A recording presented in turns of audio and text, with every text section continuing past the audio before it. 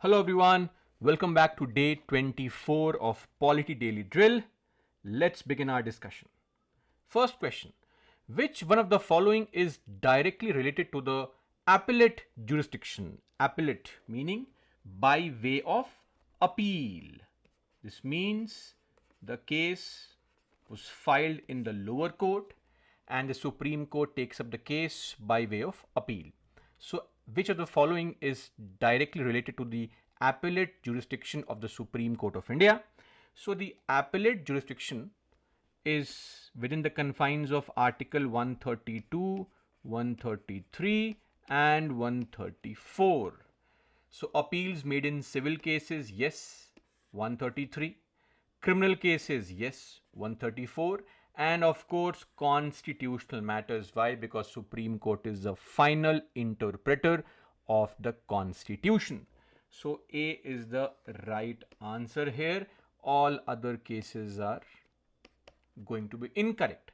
Appeals made in such cases only is incorrect. Adjudication of disputes between union and states, this is basically an original jurisdiction of the Supreme Court. Article 131, incorrect. And adjudication of disputes between the states, so any federal dispute is an original jurisdiction, meaning direct and exclusive. Article 131. So B, C and D are incorrect. A is the right answer. Moving on to question number 2. Which one of the following statements best describes Gram Sabha? So Gram Sabha is defined under Article 243 clause B, right? We have part 9 which provides for provisions of panchayats, and the articles are from 243 to 243 capital O. It is not 2430 but 243O.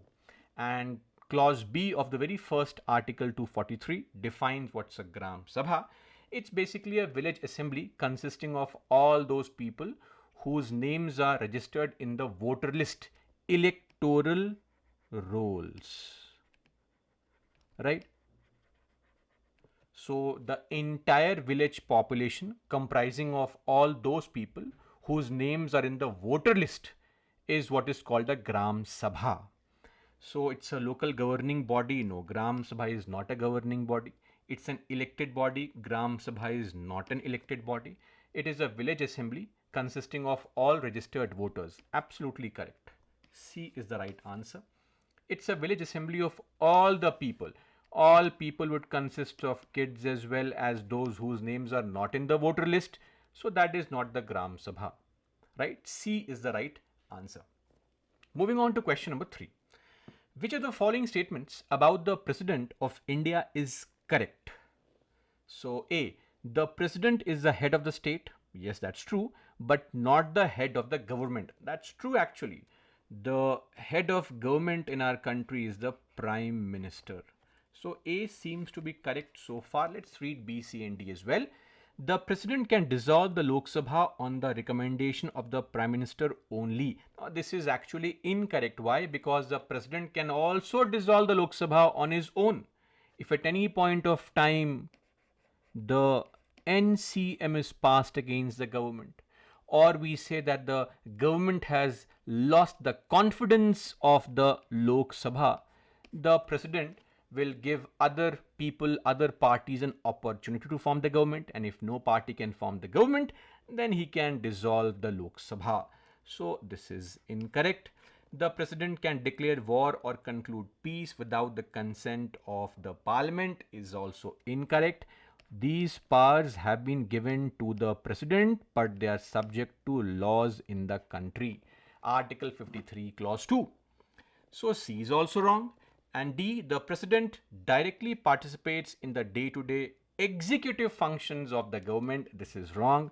We know that the country is run by the government and not the President, meaning the Council of Ministers. They are actually responsible for the day-to-day administration of the country. So A is the right answer here. Moving on to question number 4. Which of the following statements accurately describes the role of the PAC, the Public Accounts Committee, in the Indian parliamentary system?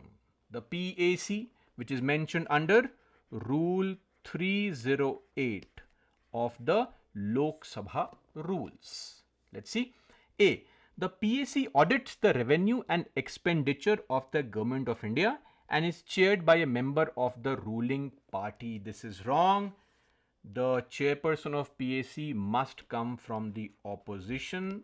Since 1967, this has been the case. B.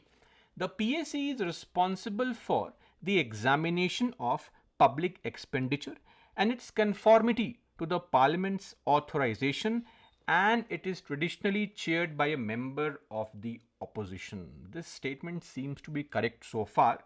So this hopefully is the answer. Let's read the other statements as well. The PAC reviews bills related to the imposition, abolition, alteration or regulation of taxes but does not examine the government spending.